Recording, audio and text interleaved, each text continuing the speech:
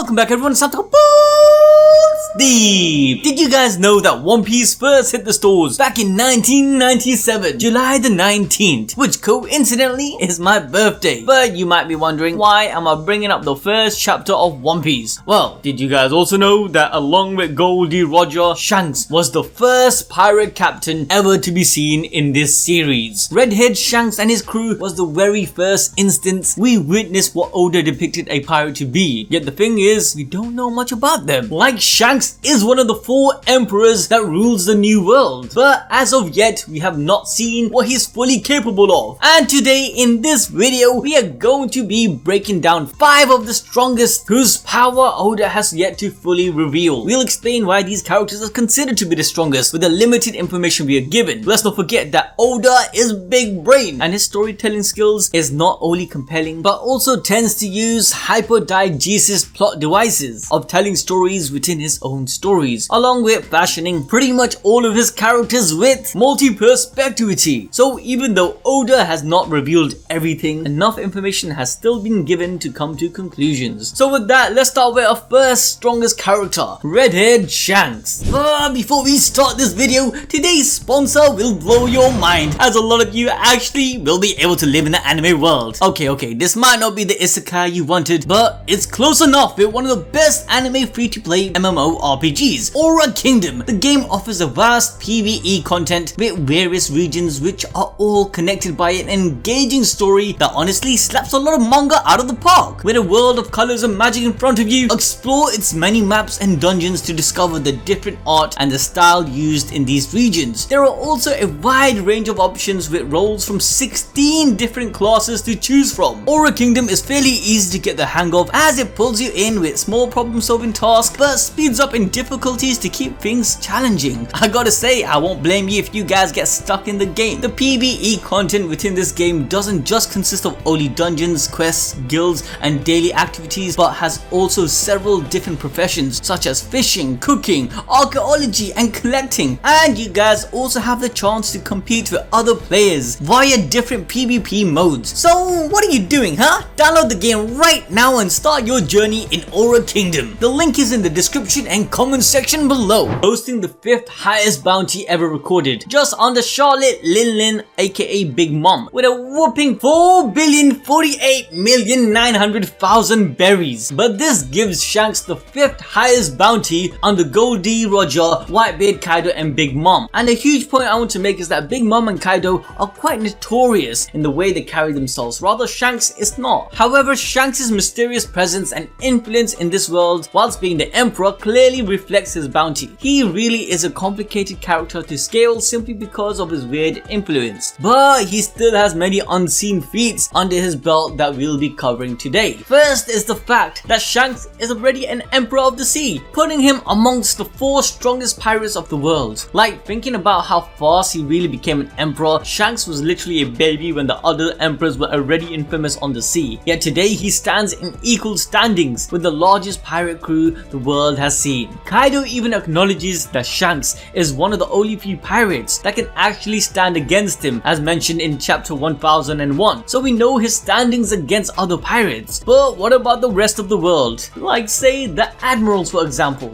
Well, Akainu actually fought many men, several of Whitebeard's division commanders and 2 former warlords to get to Luffy. My man was ready to square off against anyone. However, as soon as Shanks stepped into the fray, Akainu wasn't as battle ready anymore as we saw in chapter 580. Hey yo, what the? To even stand a chance against a beloved redhead, Eustace Kid, Basil Hawkins and Scratchman Apu all had to team up together to even think about approaching Shanks. Like, I mean, come on, Shanks' name alone holds a lot of influence. Buggy managed to get so many of the impelled down prisoners who were significantly stronger than him to follow his lead, since they were convinced by him acting casually with Shanks to be a testament to his standing in the world of One Piece. Again, this all came from that single interaction. So even without showcasing his battle abilities, Shanks presence and reputation speaks louder than actions. Let's not forget that Shanks commands enough power to stop an entire war with his words alone when he told everyone to stop fighting unless they wanted to take him and his pirate crew on. No one dared to step up to the challenge, despite the Marines rampaging since the death of Whitebeard and Ace had boosted their morale. Even the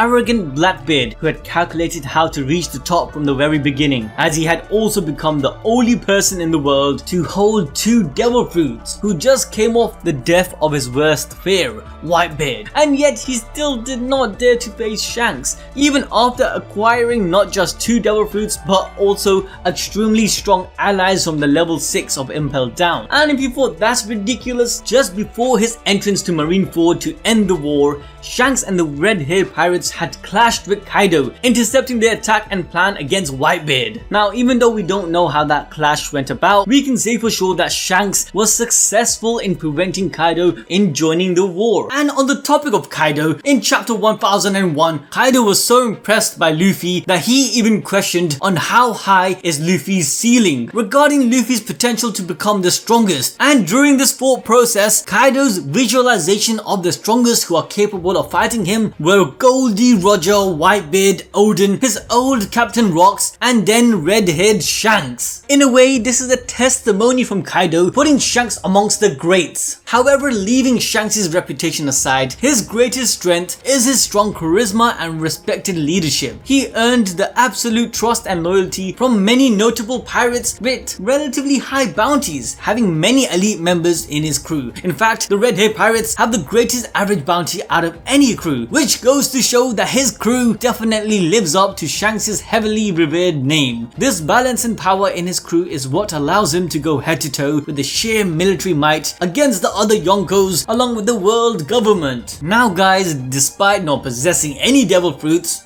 as we know yet, Shanks still holds up well thanks to his swordsmanship. As we know from chapter 96, he used to be Dracul Mihawk's rival, who is more well known to be the greatest swordsman in the world. The competition between them ended because, Shanks gave his left arm for the sake of Luffy, and since it's suggested that Shanks preferred using his left arm for the sword, Mihawk took it as that Shanks just didn't care about their competition. But we all know that Shanks was betting on Luffy to lead the next generation. Regardless, losing his arms didn't stop Shanks from becoming one of the greatest pirates the sea has ever seen, which again is a testament to Shanks' strength. One of the reasoning for this could be his incredible use of Haki, as Shanks is another user of the rare Conqueror's Haki. As we've seen in chapter 434, Shanks managed to knock down many seasoned pirates on board Whitebeard's ship who had just been to the New World, and Shanks still managed to overpower all of them with just his presence. Shanks has such a good mastery over Conqueror's Haki that Oda implied Shanks could have been able to take down all the 100,000 fishmen during the Fishman Island, as mentioned in the SBS of chapter 642. Going by that logic, Shanks' Conqueror's Haki is at least twice as strong as Luffy's during that point. Shanks also displayed an incredible mastery over Ornament Haki, as he was able to block the attack of Akainu, who wields the most destructive devil fruit in the series, the Mogo Mogo no Mi, even being able to burn right through Logia users like we saw with Ace, who was already made of fire, as well as being able to hurt Jinbei and Whitebeard. To add to this, as expected, Shanks is also a confirmed user of the Observation Haki. Now, apart from his mastery over Haki, Shanks wields a sword named Griffon. We don't know the quality of the sword yet, but it was shown to be able to clash with Whitebeard's Mura Kumogiri, which is part of the 12 supreme grade swords. So either it's a really good sword, or more than likely Shanks' ability to imbue Haki into the sword is equal to Mihawk's. However, Shanks has been seen carrying around multitude of swords throughout his life, and at the time of meeting Ace in chapter 522, meaning he possibly acquired Griffon sometime after meeting Ace. Another very underrated ability of Shanks is his infiltration and stealth ability, as he managed to infiltrate Marijoa with just a cloak. He just upped and waltzed through the marine headquarters, which would be an otherwise unthinkable feat by most pirates. This is simply due to how heavily guarded Marijoa is. Like, not any ordinary pirate could just walk in there, otherwise the celestial dragons would have all been dead by now. And the most shocking part about this is, it was all to gain the audience with the Gorosei, again showing his influence in a scenario where he would be seen as an enemy. Let's not forget that it was recently revealed Shanks and his crew stole the Gomu Gomu no Mi from a cyberpole ship. So with that, I hope you guys can understand why Shanks is considered one of the strongest amongst all pirates in the sea. But we ain't just talking about pirates here, we're talking about the strongest characters in the series. With that, we go to our next on the list, Monkey D Dragon. And your boy Sid is going to jump in to explain why. So the next character who's most likely one of the strongest people in the One Piece world would be Monkey D Dragon. Yes, the son of the hero Garp and Luffy's father. Dragon is a very mysterious figure whom we have known since chapter 99 of the story. However, we still have to speculate on his power and strength. Dragon throughout the world has been known as the most wanted man, and this title was given to him by the world government. And being the worst criminal, this is one of the few hints we get to power scale Dragon. Because to be the most wanted man, you'd have to have the highest number on the wanted poster. Maybe he doesn't reach at the level of Roger, the Pirate King, at 5.5 billion berries. Since Roger has already died, maybe he has a higher bounty than that of Whitebeard. Now, when you look at people at that level, at that bounty level, these guys are literal world-ending catastrophe class monsters. And I truly believe that Dragon packs that much power. Going back to his family lineage and how much of a monster Garp is and Luffy, I wouldn't be surprised if Dragon was one of the strongest people in One Piece. But we also have to consider the fact that Robin, as a 8-year-old child, had a bounty of 80 million berries. Why? Because her knowledge of the ancient language posed a massive threat to the world government's rule, as she could translate the poneglyphs to reveal the true history of the world, delegitimizing the Tenryubito's rule. Dragon, being a revolutionary opposing the Marines and the world government, he has a similar goal. Maybe that's why his bounty is so high up. Now, regarding Dragon's individual powers, we know very little. The only time we even see him in a combative situation is in Loketown, stopping Smoker from catching Luffy. I don't know if you could even call this a combative situation, as he just like comes in with the storm as the lightning is flashing and my man's just pinning Smoker down. He can't even move because he's so shocked. Now, of course, Smoker wasn't as strong as he is currently after the time skip in the story, but he was still likely one of the strongest Marines stationed in East Blue. However, he knew where he stood and didn't even attempt to catch Dragon. Another key detail about Dragon is that whenever we see him on screen, some sort of storm or heavy wind is blowing around him. When saving Sabo in episode 737, wind accompanies him there as well, where he's almost flying to his ship with the wind accompanying him. So due to these instances where Dragon being on screen, wind is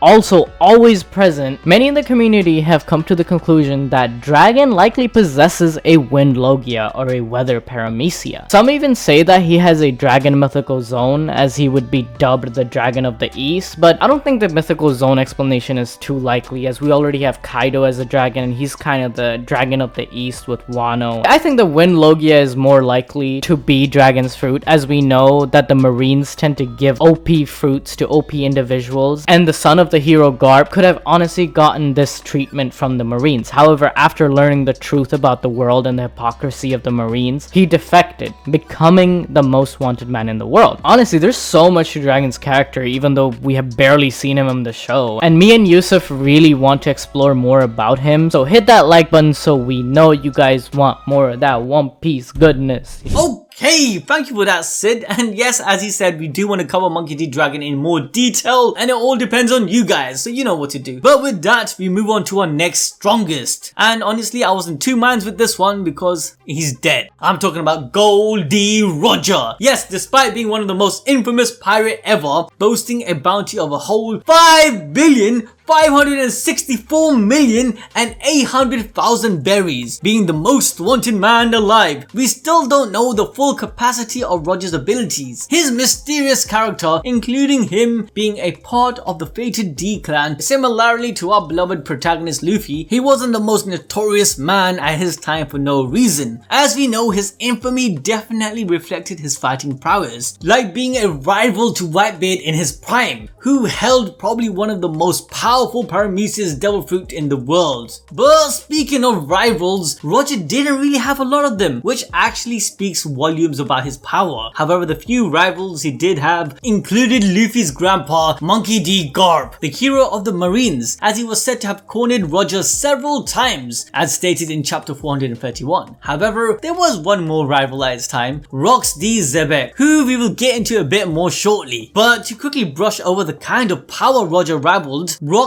had Kaido, Big Mom and Whitebeard all in the same crew, and despite that, he and Garp managed to take them down. Those are just a few of his feats, and you can already see that his title wasn't just for show. With that said, we still don't know the full scope of his strength and potential, as in his final years, our man was plagued with a terminal illness, which is why we don't know if Roger was even at his prime at that point. In fact, we also don't know if he had a devil fruit. There's a lot of speculation that Roger may had a devil fruit, which allowed him to control the sea to some extent, since that would be very fitting for someone who was known as the man who conquered the sea. Regardless, let's start out with one of the abilities of Roger that we do know he had, it being the voice of all things. This ability was the reason he could even find the road poneglyph in the first place, which led him to the legendary island Laughtail. That ultimately gave him the title of Pirate King in the first place, and another reason his bounty was so high, because he knew the true history of the world, which is why the world government wanted the death of Roger so badly, as he alone could expose the true nature of the world government. So he didn't only hold power in the physical sense, as we already know from chapter 1, that his words alone sparked a new era of piracy. His influence was so great that no matter what he chosen to do with the information he had, he would flip the world on its head regardless. But his physical abilities were nothing to scoff at either, as he was easily able to overpower Odin, who we were informed time and time again was probably one of the strongest swordsmen to ever exist. And I'm not going to power scale Roger with the limited information we have, but come on man, just think about it. Just think about it. Even Kaido felt that he would have been bodied by Odin if it wasn't for being distracted by Kurozumi. Like, Odin is definitely a prodigy, but again, during their time together, Roger was ravaged by a terrible disease. Despite that, he utilized his insane endurance and vitality, as well as a little help from Crocus the ship doctor, to be able to fight for 3 days and nights against Whitebeard in his prime, which ended in a draw. Just let that sit, guys.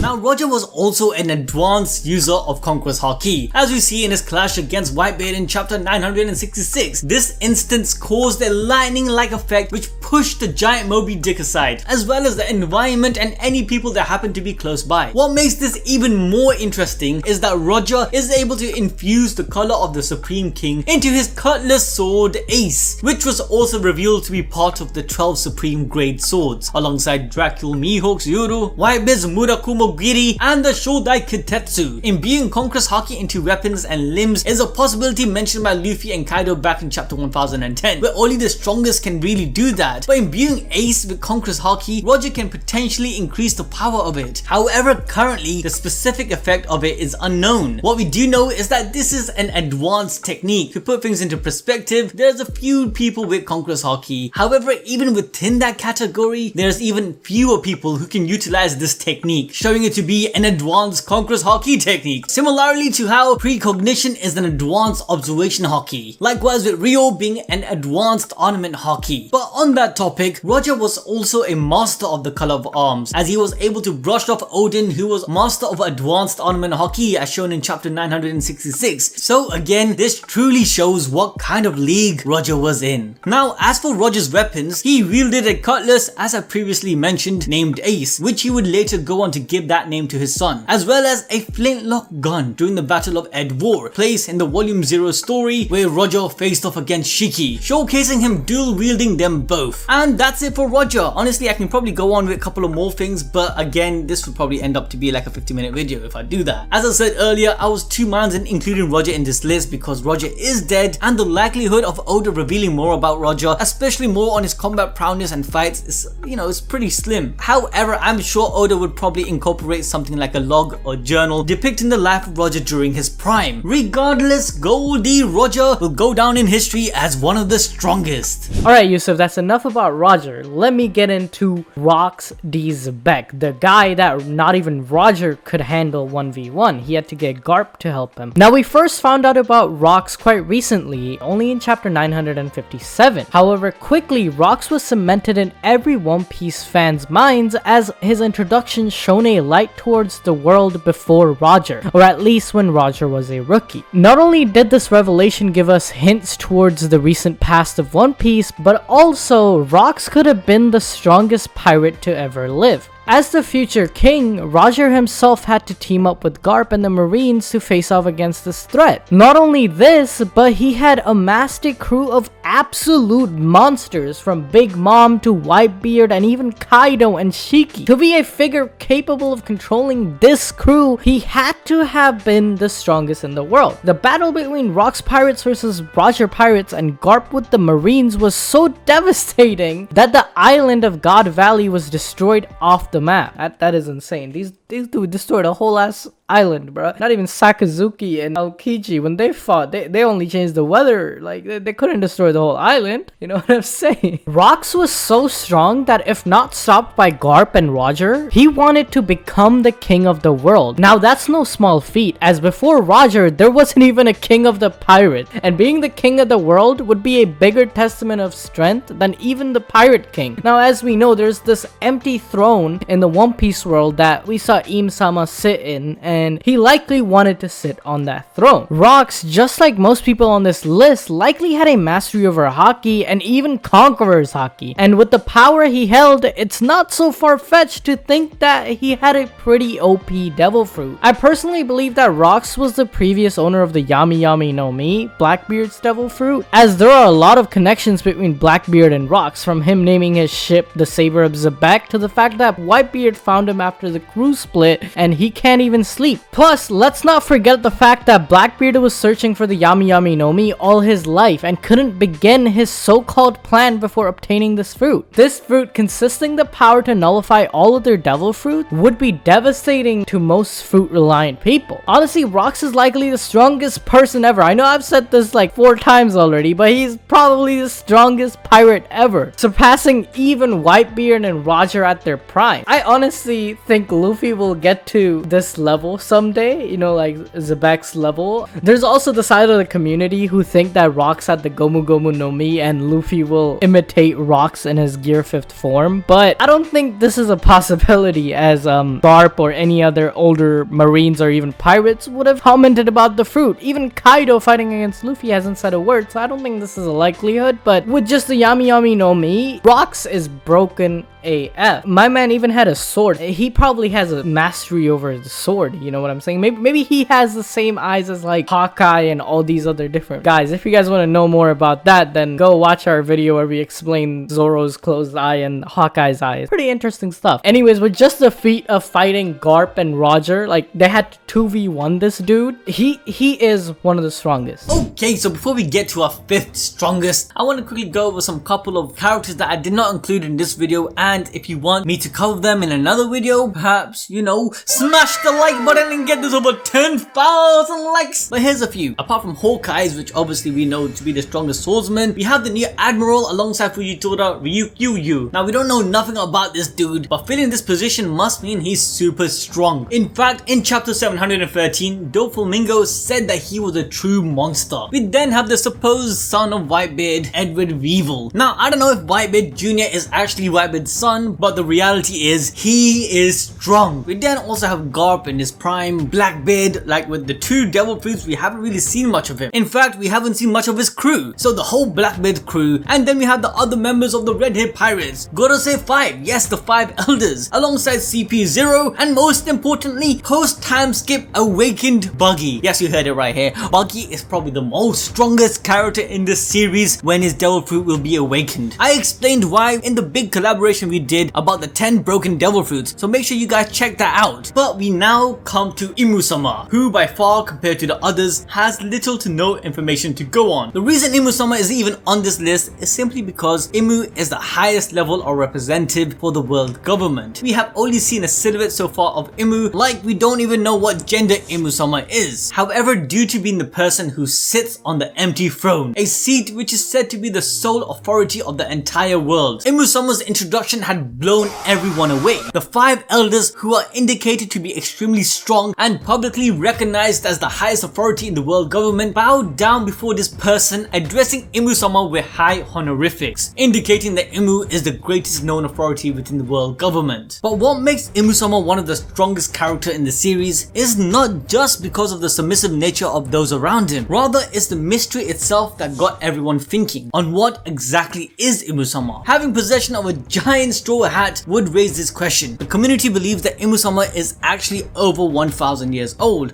or at least was in the time of the Void Century. The theory goes with the logic that the Ope Ope no Mi that Law has was used in order to give Imu-sama immortality, where Imu-sama originally was the primary antagonist to Joy Boy and the Ancient Kingdom's mission. And more recently, Ohara, who I recommend you guys checking out, brought up an amazing theory suggesting that Laugh Tale could be under Eni's lobby. If this is the case and Imu-sama is aware of it, then it's more than likely that Imu will be the direct opposition to the Straw Hats by the end of the series. Regardless, when it comes to Imu-sama's strength and power, Imu has the influence to decide whether someone or some event should be erased from history, as shown in chapter 908 when the 5 elders say, "Oh great Imu, have you decided upon another light to be erased from history? Simply state the name you wish stricken." Aside from his crazy influence over the world government, Imu also has been shown to wield a saber, which he leaves at the Chamber of Flowers in the Pangaea Castle. This highly indicates that Imu is proficient in swordsmanship. There is also the fact that in the empty seat where Imu-sama stands, there are many swords embedded there, and it's not far-fetched to think they are great graded or even supreme graded mitos. Lastly, to add to the idea that Imu-sama is a good swordsman is his eyes. Now I actually covered this in detail in a separate video where I explained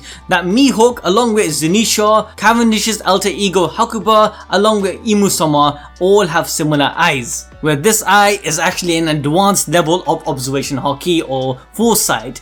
But Imu-sama is definitely one of the strongest, if not the strongest, character in the series who has not revealed their strength. Let me know what you guys think in the comment section below. I hope you enjoyed this video. If you want a part 2, you know what to do. Smash that like button and don't forget to subscribe, ding that notification bell to stay updated with all our content. Till then guys, we'll catch you next time.